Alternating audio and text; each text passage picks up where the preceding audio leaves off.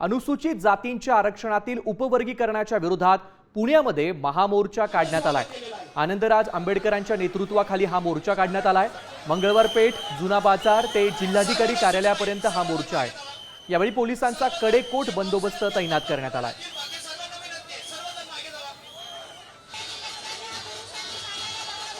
आपण पाहतोय पुण्यामध्ये उपवर्गीकरणाच्या विरोधामध्ये मोठा मोर्चा काढण्यात आलाय। रिपब्लिकन सेनेने हा मोर्चा काढलाय। आनंदराज आंबेडकर यांच्या नेतृत्वामध्ये या मोर्चाचं आयोजन करण्यात आलंय। जिल्हाधिकारी कार्यालयापर्यंत हा मोर्चा नेण्यात येणार आहे।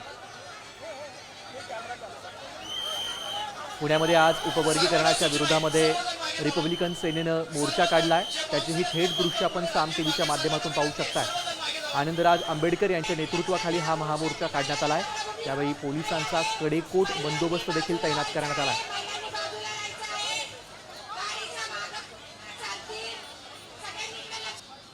सर्वांना विनंती, पावसाने देखील आपलं स्वागत केलेलं आहे।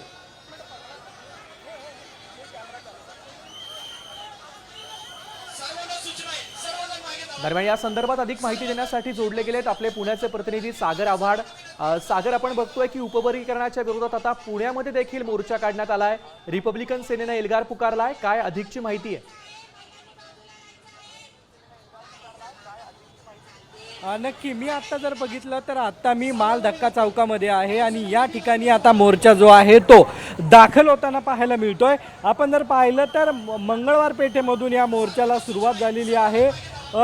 पुणे जिल्ह्यातील त्याचबरोबर पिंपरी चिंचवड, पुणे शहर आणि पुणे जिल्ह्यातील लोक जे आहेत ते या मोर्चामध्ये सहभागी झालेले आहेत। आनंदराज आंबेडकर जे आहेत या मोर्चाचं नेतृत्व करताना पाहायला मिळतोय।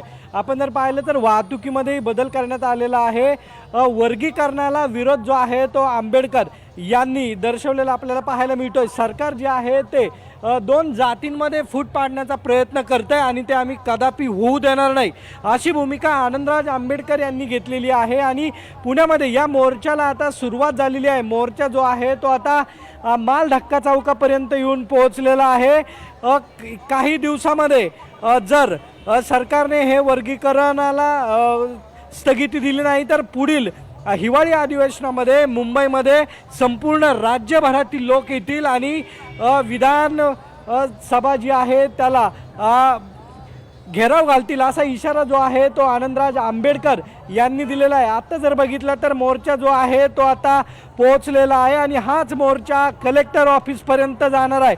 त्या ठिकाणी सामाजिक न्याय मंत्री, त्याचबरोबर काँग्रेसचे खासदार चंद्रकांत हांडोरे असतील, त्याचबरोबर माजी आमदार घोलप असतील, आनंदराज आंबेडकर असतील, इतर लोक जे आहेत ते या ठिकाणच्या सभेला संबोधित करणार आहेत। आणि आपण जर बघितलं तर आता या ठिकाणी हे